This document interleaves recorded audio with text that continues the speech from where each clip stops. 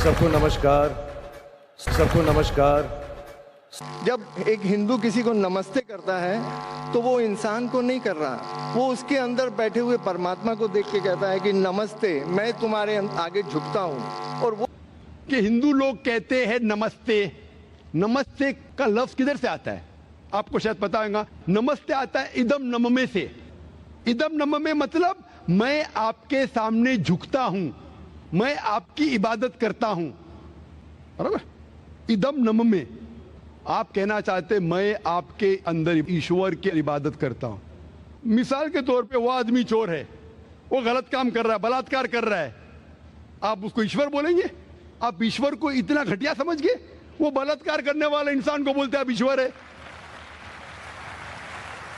इससे भाईचारगी बढ़ेगी नहीं घटेगी। वो बलात्कार करने वाले को, वो चोर को, वो डाकू को मैं ईश्वर मान रहा हूं, उसके सामने झुक रहा हूं। अल्लाह को क्यों गाली दे रहे? ईश्वर को क्यों गाली दे रहे? खुदा को क्यों गाली दे रहे? इस्लाम में, इस्लाम की भी आपने मिसाल दी, इस्लाम में हम कहते अस्सलामु अलैकुम। अल्लाह ताला से फरमाते इस इंसान पे सलामती दे।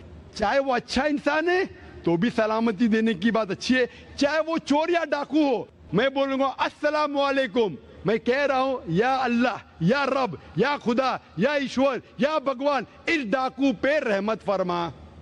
कुछ बुरी बात है ना? मैं अल्लाह को गाली दे रहा हूं, उसके लिए दुआ दे रहा हूं कि तू गलत काम छोड़ और सही रास्ते पे आ। अगर मैं उसको खुदा मानूंगा तो खुश हो जाएगा, वो और चोरी करेगा, वो और बलात्कार करेगा। कोई भी धर्म में ये नहीं सिखाता। ये धर्म के मानने वाले अपनी खुद की इजाज करते हैं, इसे कहते हैं इनोवेशन, बिदात। जिस तरीके से खुदा ने सिखाया है कि उसकी इबादत करे, उसी तरीके से हमें करना चाहिए। तब्दीली लाएंगे, हम समझ रहे हैं कि भाईचारा बढ़ेगा, भाईचारा नहीं बढ़ेगा, भाईचारा घटेगा। आपने मुझे शुरुआत में नमस्ते कहा। नमस्ते, नमस्ते के क्या मानिए भाई साहब, आप बोल सकते हैं? नहीं पता क्या मानिए? माइक्रोफोन ऑन कीजिए जरा भाई साहब का।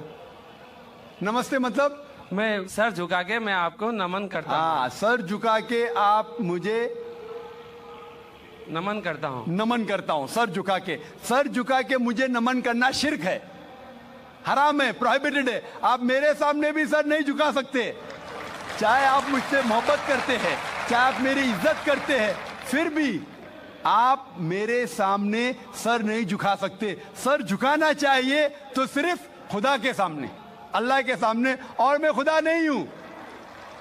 आप जानते, आप मेरी इज्जत कर सकते हैं, मेरी बात जो मैं कहता हूं उसके ऊपर अमल कर सकते हैं, लेकिन आप मेरे सामने सर नहीं झुका सकते। इसीलिए मैं जवाब में आपको कहूंगा अस्सलामु अलैकुम। आप पे सलामती हो, आप पे सलामती हो। आप समझे ना? मैं आपके सामने झुक नहीं सकता हूं। ये सिर झुकेगा तो सिर्फ अल्लाह के सामने, सिर्फ खुदा के सामने।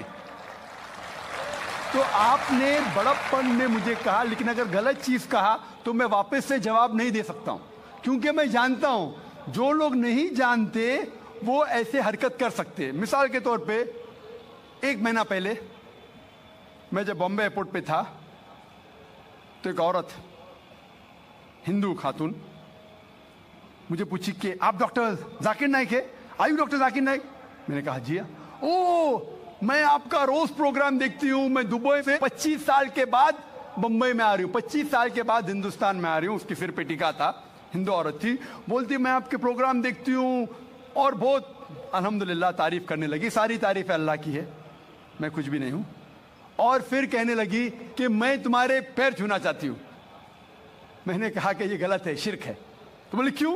वही जवाब मैंने दिया, आप जो भी कहो मैं आपकी बात मानूंगी। तो मैंने कहा आप कुरान मजीद पढ़िए, कुरान मजीद पढ़िए और इसके ऊपर अमल कीजिए। और मैंने तकरीर दी है similarities between Islam and Hinduism, Islam और हिंदुइज्म में यकसानियत। और साबित किया है कि हिंदुइज्म में भी लिखा है कि आप सिर्फ एक ईश्वर की इबादत करना चाहिए, जितने ऋषि आने वाले उनमें मानना चाहिए, और मोहम्मद सल्लल्लाहु अलैहि वसल्लम में भी। तो आपको अगर कुरान और वेदा पे अमल करना चाहिए जो यकसा है, आपको एक खुदा में मानना पड़ेगा और आखिरी पैगंबर मोहम्मद सल्लल्लाहु अलैहि वसल्लम पर।